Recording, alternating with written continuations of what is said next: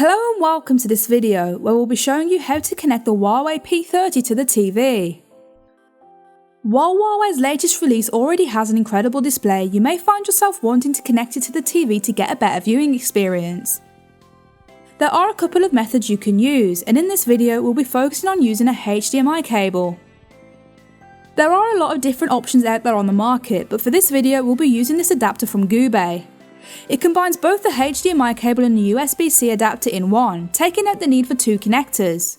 It also allows for an incredible 4K viewing experience, allowing you to stream your favourite content in stunning quality. To begin with, plug the HDMI connector into your TV and the USB-C connector into your phone.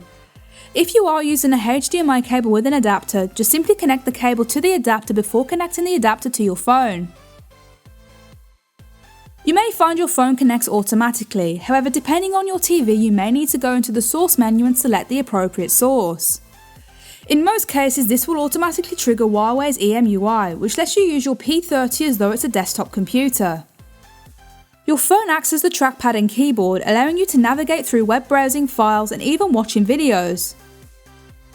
You also have the ability to write on the screen, which is something that I find useful for presentations. This is an incredible feature to have in your smartphone and is definitely ideal for work on the go. To enable screen mirroring, swipe down from the top of your P30 and select phone mode. This option will replicate what you are seeing on your P30. Mirroring your P30 screen is perfect for watching your favourite video services such as YouTube, BBC iPlayer and Netflix, which work flawlessly with this process. It's also great for playing games, browsing the web or even showing off your holiday snaps to family and friends. While there are other methods to view content from your phone on the TV, this is one of the best in my opinion. It offers the easiest setup and the most comprehensive experience possible. That's all we have for this video. If you have any questions, please do comment them below. For more information or to purchase the adapter we used in this video, links will be in the description and comments.